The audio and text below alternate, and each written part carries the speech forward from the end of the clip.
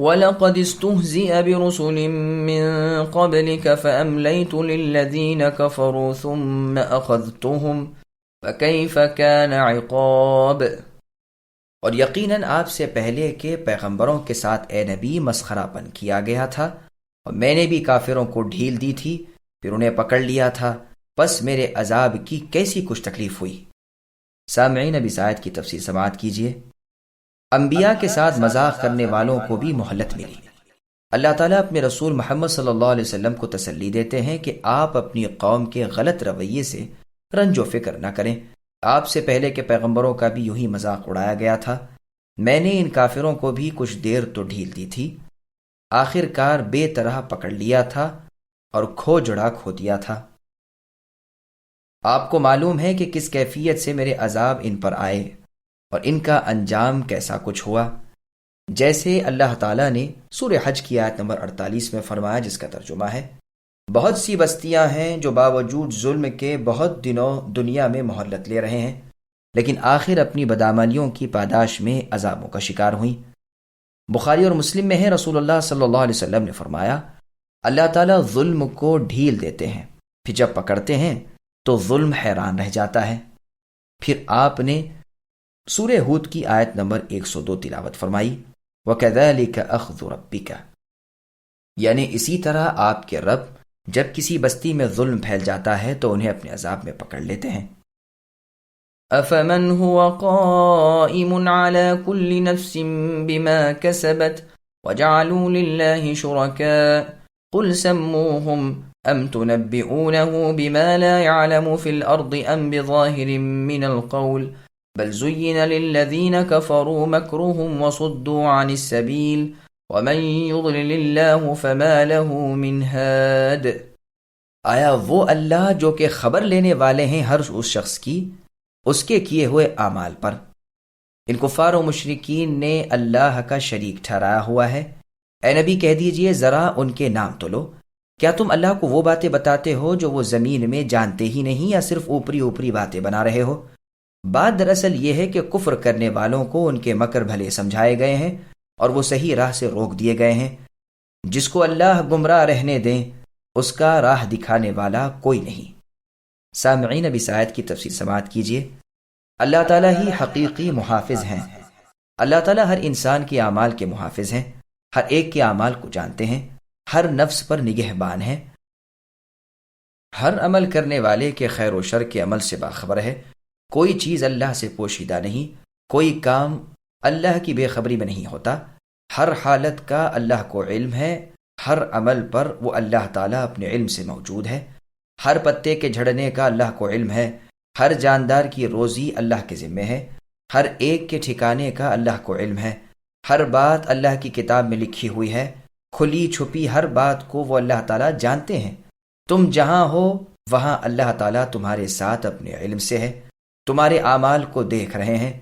ان تمام تر اور ان کے علاوہ دوسری عمدہ صفات کے مالک اللہ رب العالمین کیا تمہارے ان جھوٹے ہاتھوں کے بنائے ہوئے معبودان باطلہ جیسے ہیں، جو نہ سنیں نہ دیکھیں، نہ اپنے لیے کسی چیز کے مالک، نہ کسی اور کے نفع نقصان کا انہیں اختیار؟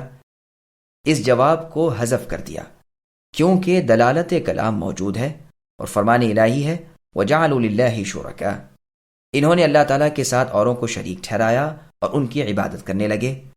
تم ذرا ان کے نام تو بتاؤ، ان کے حالات تو بیان کرو، تاکہ دنیا جان لے کہ وہ محض بے حقیقت ہیں۔ کیا تم زمین کی ان چیزوں کی خبر اللہ تعالیٰ کو دے رہے ہو جنہیں وہ نہیں جانتے، یعنی جن کا وجود ہی نہیں؟ اس لیے کہ اگر وجود ہوتا تو اللہ کے علم سے باہر نہ ہوتا، کیونکہ اللہ سے کوئی مخفی سے مخفی چیز بھی حقیقتاً مخفی نہیں۔ یا صرف یوں ہی اٹکل اور پچو باتیں بنا رہے ہو، فضول گپ مار رہے ہیں؟ تم نے ہی آپ ان کے نام گھڑ لیے، تم نے ہی انہیں نفع نقصان کا مالک قرار دیا اور تم نے ہی ان کی پوجا پاٹ شروع کر دی۔ یہی تمہاری بڑے کرتے رہے، نہ تو تمہارے ہاتھ میں کوئی ربانی دلیل ہے نہ کوئی اور دلیل۔ یہ تو صرف وہم پرستی اور خواہش پروری ہے۔ ہدایت اللہ تعالیٰ کی طرف سے نازل ہو چکی ہے، کفار کا مکر انہیں بھلے رنگ میں دکھائی دے رہا ہے۔ وہ اپنے کفر پر اور اپنے شرک پر ہی ناز کر رہے ہیں، دن رات اسی میں مشغول ہیں اور اسی کی طرف اوروں کو بلا رہے ہیں۔ جیسے اللہ نے سورہ حامیم سجدہ کی آیت نمبر 25 میں فرمایا وَقَيَّضْنَا لَهُمْ قُرَنَاءَ الآیہ، یعنی ان کے شیطانوں نے ان کی بے ڈھنگیاں ان کے سامنے زینت دار کر دی ہیں، یہ اللہ تعالیٰ کی راہ سے طریق بدی سے روک دیے گئے ہیں۔ ایک قرات اس کی صدو بھی ہے، یعنی انہوں نے اسے اچھا جان کر پھر اوروں کو اس میں پھانسنا شروع کر دیا اور رسول اللہ صلی اللہ علیہ وسلم کی راہ سے لوگوں کو روکنے لگے۔ رب کے گمراہ کیے ہوئے لوگوں کو کون راہ دکھا سکے؟ جیسا کہ اللہ تعالیٰ نے سورہ مائدہ کی آیت نمبر 41 میں فرمایا وَمَن يُرِدِ اللَّهُ فِتْنَتَهُ فَلَن تَمْلِكَ لَهُ مِنَ اللَّهِ شَيْئًا، کہ جسے اللہ تعالیٰ فتنے میں ڈالنا چاہیں آپ اے نبی اس کے لیے اللہ تعالیٰ کے ہاں کچھ بھی تو اختیار نہیں رکھتے۔ اور سورہ نحل کی آیت نمبر 37 میں فرمایا، جس کا ترجمہ ہے کہ گو آپ ان کی ہدایت کا کتنا ہی کیوں نہ لالچ کریں، لیکن اللہ ان گمراہوں کو راہ دکھانا نہیں چاہتے، پھر کون ہے جو ان کی مدد کرے؟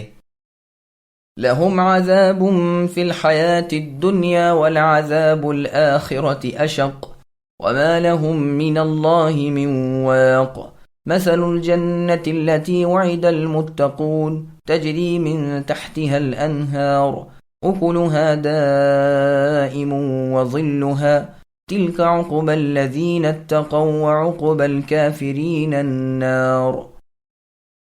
ان کافروں کے لیے دنیا کی زندگی میں بھی عذاب ہے اور آخرت کا عذاب تو بہت ہی زیادہ سخت ہے، انہیں غضب الہی سے بچانے والا کوئی بھی نہیں۔ اس جنت کی صفت جس کا وعدہ پرہیزگاروں کو دیا گیا ہے یہ ہے کہ اس کے نیچے سے نہریں لہریں لے رہی ہیں، اس کے میوے ہمیشگی والے ہیں اور اس کے سائے بھی۔ یہ ہے انجام کار پرہیزگاروں کا، اور کافروں کا انجام کار دوزخ ہے۔ سامعین، اب ان آیتوں کی تفسیر سماعت کیجیے۔ جہنم کے عذاب اور جنت کے نظارے، کفار کی سزا اور نیک کار کی جزا کا ذکر ہو رہا ہے۔ کافروں کا کفر و شرک بیان فرما کر ان کی سزا بیان فرمائی کہ وہ مؤمنوں کے ہاتھوں قتل و غارت ہوں گے، اس کے ساتھ ہی آخرت کے سخت تر عذابوں میں گرفتار ہوں گے جو اس دنیا کی سزا سے بدرجہ بدتر ہیں۔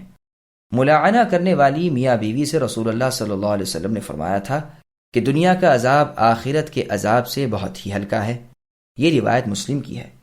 یہاں کے عذاب فانی ہیں اور وہاں کا باقی، اور جہنم کی اس آگ کا عذاب جو یہاں کی آگ سے 70 حصے زیادہ تیز ہے، پھر قید وہ جو تصور میں بھی نہ آ سکے۔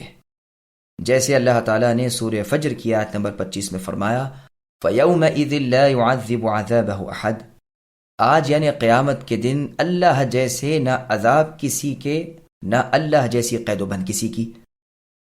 اور سورہ فرقان کی آیت نمبر 11 میں فرمایا وَأَعْتَدْنَا لِمَنْ كَذَّبَ بِالسَّاعَةِ سَعِيرًا، اور قیامت کے منکروں کے لیے ہم نے آگ کا عذاب تیار کر رکھا ہے۔ دور سے ہی انہیں دیکھتے ہی شور و غل قیامت کے دن آگ شروع کر دے گی۔ وہاں کے تنگ و تاریک مکانات میں جب یہ جکڑے ہوئے ڈالے جائیں گے تو ہائے ہائے کرتے ہوئے موت مانگنے لگیں گے۔ ایک ہی موت کیا مانگتے ہو، بہت سی موتوں کو مانگو۔ اب بتلاؤ کہ یہ ٹھیک ہے یا جنت خلد ٹھیک ہے، جس کا وعدہ پرہیزگاروں سے ہے کہ وہ ان کا بدلہ ہے اور ان کا ہمیشگی کا ٹھکانہ ہے۔ پھر نیکوں کا انجام بیان فرماتے ہیں کہ ان سے جن جنتوں کا وعدہ ہے اس کی ایک صفت تو یہ ہے کہ اس کے چاروں طرف نہریں جاری ہیں، جہاں چاہیں پانی لے جائیں، پانی بھی نہ بگڑنے والا۔ پھر دودھ کی نہریں ہیں، اور دودھ بھی ایسا جس کا مزہ کبھی نہ بگڑے، اور شراب کی نہریں ہیں جس میں صرف لذت ہی لذت ہے، نہ بدمزگی نہ بےہودہ نشہ، اور صاف شہد کی نہریں ہیں، اور ہر قسم کے پھل ہیں، اور ساتھ ہی رب کی رحمت، مالک کی مغفرت۔ جنت کے پھل ہمیشگی والے ہیں، اس کے کھانے پینے کی چیزیں کبھی فنا ہونے والی نہیں۔ صحیح بخاری نیز مسلم نیز مسند احمد میں ہے کہ رسول اللہ صلی اللہ علیہ وسلم نے جب کسوف کی نماز پڑھائی تھی تو صحابہ رضی اللہ عنہم نے پوچھا کہ اللہ کے رسول، ہم نے آپ کو دیکھا کہ آپ دوران نماز کسی چیز کو گویا لینے کے ارادے سے آگے بڑھے، پھر ہم نے دیکھا کہ آپ پچھلے پاؤں پیچھے کو ہٹنے لگے۔ رسول اللہ نے فرمایا، ہاں، میں نے جنت کو دیکھا تھا اور چاہا تھا کہ ایک خوشہ توڑ لوں، اگر لیتا تو رہتی دنیا تک وہ رہتا اور تم کھاتے رہتے۔ مسند ابی اعلیٰ میں ہے کہ ایک دن ظہر کی نماز میں ہم رسول اللہ کے ساتھ تھے کہ آپ ناگہاں آگے بڑھے اور ہم بھی بڑھے، پھر ہم نے دیکھا کہ آپ نے گویا کوئی چیز لینے کا ارادہ کیا، پھر آپ پیچھے ہٹ آئے۔ نماز کے خاتمے کے بعد ابی بن کعب رضی اللہ عنہ نے دریافت کیا کہ اے اللہ کے رسول، آج تو ہم نے آپ کو ایسا کام کرتے ہوئے دیکھا کہ آج سے پہلے کبھی نہ دیکھا تھا۔ رسول اللہ نے فرمایا، ہاں، میرے سامنے جنت پیش کی گئی جو تر و تازگی سے مہک رہی تھی۔ میں نے چاہا کہ اس میں سے ایک خوشہ انگور کا توڑ لاؤں، لیکن میرے اور اس کے درمیان آڑ کر دی گئی۔ اگر میں اسے توڑ لیتا تو تمام دنیا اسے کھاتی اور پھر بھی ذرا سا بھی کم نہ ہوتا۔ اس معنی کی روایت صحیح مسلم میں بھی ہے۔ صحیح مسلم، صحیح ابن حبان، سنن دارمی وغیرہ میں رسول صلی اللہ علیہ وسلم کا فرمان ہے، جنتی خوب کھائیں پیئیں گے، لیکن نہ تھوک آئے گی، نہ ناک آئے گی، نہ پیشاب، نہ پاخانہ، مشک جیسی خوشبو والا پسینہ آئے گا اور اسی سے کھانا ہضم ہو جائے گا۔ جیسے سانس بے تکلف چلتا ہے، اس طرح تسبیح و تقدیس الہام کی جائے گی۔ مسند احمد، نی صحیح ابن حبان اور معجم الاوسط وغیرہ میں رسول اللہ صلی اللہ علیہ وسلم کا فرمان ہے کہ ایک اہل کتاب نے رسول اللہ سے کہا کہ آپ فرماتے ہیں جنتی کھائیں پیئیں گے۔ رسول اللہ نے فرمایا، ہاں ہاں، اس کی قسم جس کے ہاتھ میں محمد کی جان ہے کہ ہر شخص کو کھانے پینے اور جماع اور شہوت کی اتنی قوت دی جائے گی جتنی یہاں 100 آدمیوں کو مل رہی ہو۔ اس نے کہا، اچھا، تو جو کھائے گا پیے گا اسے پیشاب پاخانے کی بھی حاجت ہوگی، پھر جنت میں گندگی کیسی؟ رسول اللہ نے فرمایا، نہیں، بلکہ پسینے کے راستے سب ہضم ہو جائے گا اور وہ پسینہ مشک کی بو کا ہوگا۔ سورہ واقعہ کی آیت نمبر 32 اور 33 میں اللہ نے فرمایا، جس کا ترجمہ ہے، وہاں جنت میں بکثرت میوے ہوں گے، نہ کٹیں نہ ٹوٹیں، نہ ختم ہوں نہ گھٹیں، سائے جھکے ہوئے، شاخیں نیچی، سائے بھی ہمیشگی والے ہوں گے، جیسا کہ اللہ نے سورہ نساء کی آیت نمبر 20 میں فرمایا، ایماندار نیک کردار بہتی نہروں والی جنتوں میں جائیں گے، وہاں ان کے لیے پاک بیویاں ہوں گی اور بہترین لمبے چوڑے سائے۔ صحیح بخاری اور مسلم میں ہے، رسول اللہ فرماتے ہیں، جنت کے ایک درخت کے سائے تلے تیز سواری والا سوار 100 سال تک تیز دوڑتا ہوا جائے، لیکن پھر بھی اس کا سایہ ختم نہ ہوگا۔ قرآن مجید میں سورہ واقعہ کی آیت نمبر 30 میں ہے، جس کا ترجمہ ہے کہ جنت میں سائے ہیں پھیلے اور بڑے ہوئے۔ عموماً قرآن کریم میں جنت اور دوزخ کا ذکر ایک ساتھ آتا ہے تاکہ لوگوں کو جنت کا شوق ہو اور دوزخ سے ڈر لگے۔ یہاں بھی جنت کا اور وہاں کی چند نعمتوں کا ذکر فرما کر فرمایا کہ یہ ہے انجام پرہیزگار اور تقوی شعار لوگوں کا، اور کافروں کا انجام جہنم ہے، جیسا کہ اللہ تعالیٰ نے سورہ حشر کی آیت نمبر 20 میں فرمایا، جس کا ترجمہ ہے کہ جہنمی اور جنتی برابر نہیں، جنتی بامراد ہیں۔ خطیب دمشق بلال ابن سعد رحمہ اللہ تابعی فرماتے ہیں کہ اے اللہ تعالیٰ کے بندو، کیا تمہارے کسی عمل کی قبولیت کا یا کسی گناہ کی معافی کا کوئی پروانہ تم میں سے کسی کو ملا؟ کیا تم نے یہ گمان کر لیا ہے کہ تم بیکار پیدا کیے گئے ہو اور تم اللہ تعالیٰ کے بس میں آنے والے نہیں ہو؟